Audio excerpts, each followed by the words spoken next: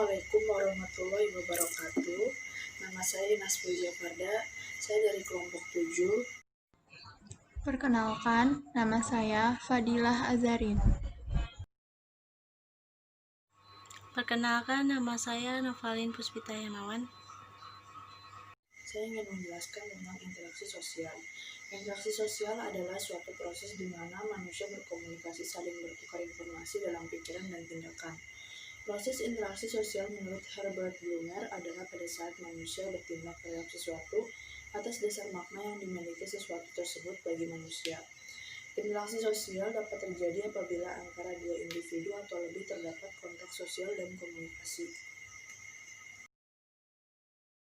Pola interaksi sosial ada 3, yaitu interaksi individu dengan individu, jadi 2 orang yang saling berkomunikasi.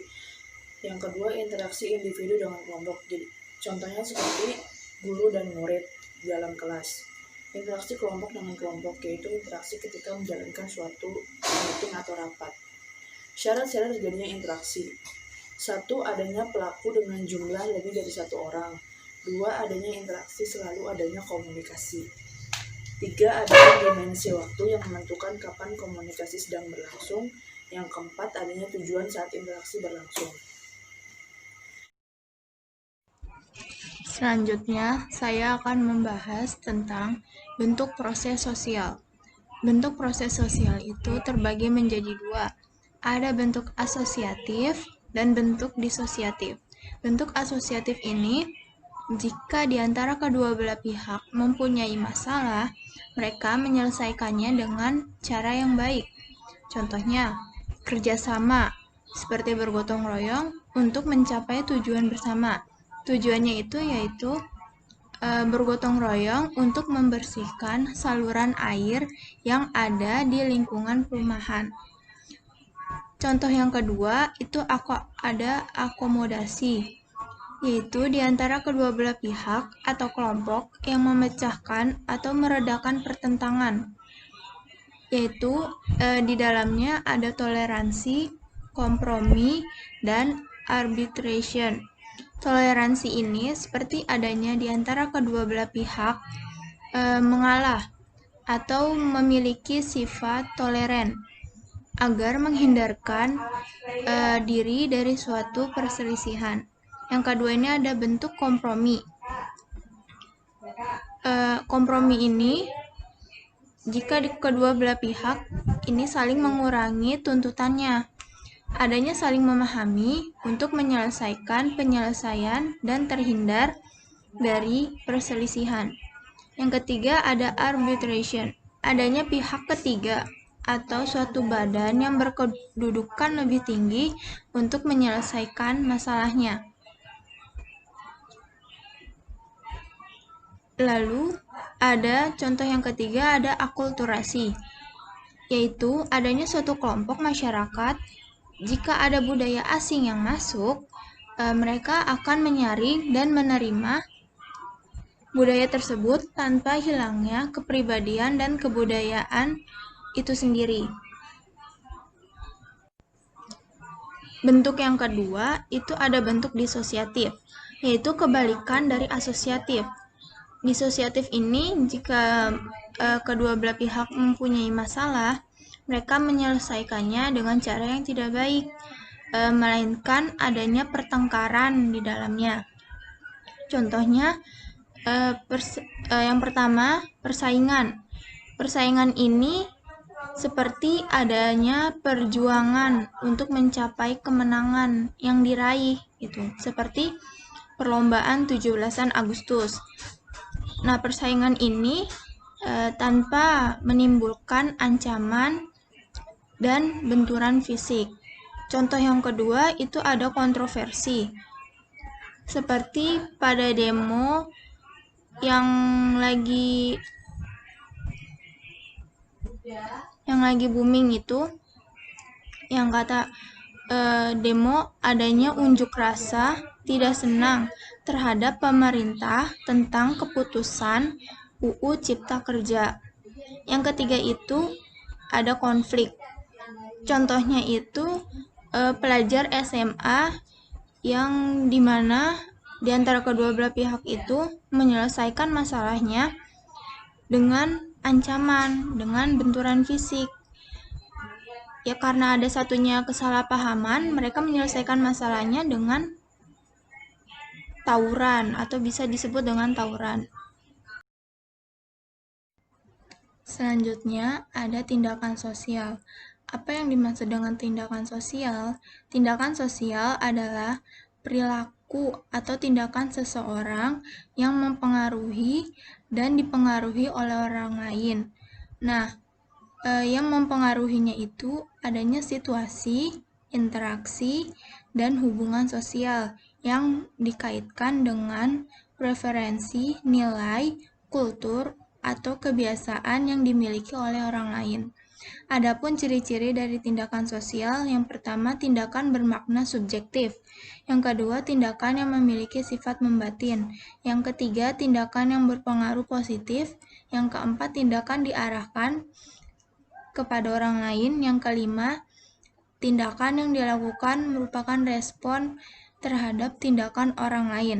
Contohnya, seseorang yang melihat ada yang membuang sampah sembarangan, lalu orang yang melihat itu langsung melakukan tindakan nyata, yaitu langsung membuang sampah tersebut ke tong sampah.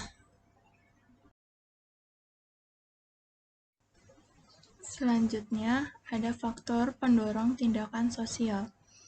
Yang pertama, itu ada sugesti, yang dimana biasanya dipengaruhi oleh psikis seseorang.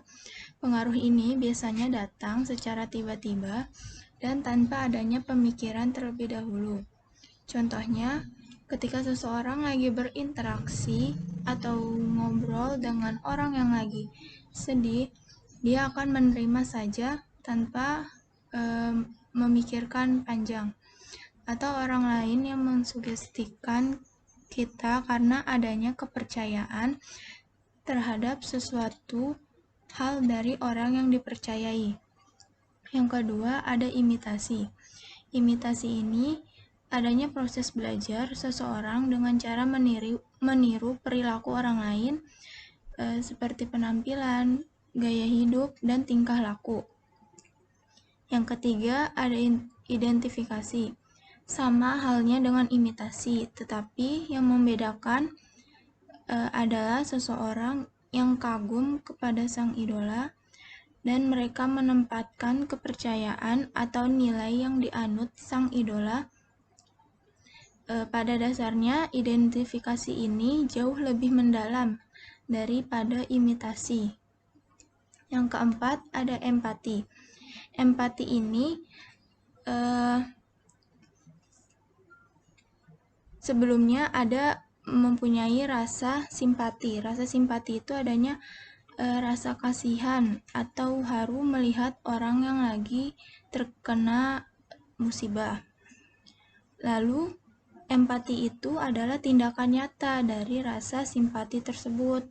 Contohnya, seseorang yang melihat berita di televisi adanya korban bencana alam.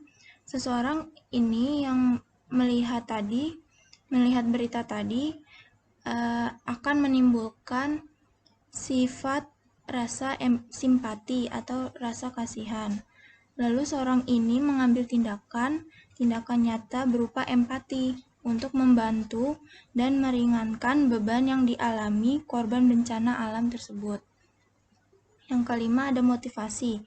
Motivasi ini bisa datang dari diri sendiri dan orang lain yang bersifat dorongan, masukan yang membangun seseorang untuk semangat dalam menjalani hidup. Yang keenam, ada kontak sosial. Sama seperti kita sedang berinteraksi dengan seseorang atau menunjuk pada suatu hubungan sosial yang bersifat langsung. Tetapi pada zaman sekarang, teknologi sudah digunakan untuk berinteraksi atau untuk berkomunikasi. Adanya kontak sosial melalui jejaring sosial. Tetapi kontak sosial ini bersifat tidak langsung. Saya di sini akan menjelaskan faktor yang mempengaruhi tindakan sosial. Faktor yang mempengaruhi tindakan sosial ada 3. Yang pertama, manusia. Manusia adalah makhluk sosial yang tidak akan bisa bertahan hidup tanpa manusia lain. Yang kedua, mempunyai 2 hasrat atau keinginan pokok yang dimana untuk menjadi satu dengan manusia di masyarakat dan keinginan untuk menjadi satu dengan lingkungan alam sekitarnya. Yang ketiga, mempunyai akal yang dimana untuk berpikir dan bertukar pikiran dengan orang lain. Bentuk-bentuk tindakan sosial dibagi menjadi 4. Yang pertama, rekreasional. Rekreasional sebagai tindakan sosial adalah perilaku yang dijalankan oleh masyarakat secara rasional yang kemudian diarahkan kepada implementasi kehidupan untuk tercapainya suatu tujuan di dalam kehidupan masyarakat. Contoh dari rekreasional yaitu tindakan sosial dalam cerminan Indonesia sebagai negara penganut arti demokrasi yang dimaksud kepada setiap warga negara Indonesia atau WNI untuk dapat partisipasi aktif dalam pembangunan bahwa sistem ini berobjek pada kepentingan umum. Yang kedua, rekreasional. Rekreasional adalah tindakan sosial yang sengaja dijalankan oleh masyarakat untuk memiliki orientasi kepada suatu definisi nilai-nilai tertentu yang dikembangkan dalam kehidupan masyarakat.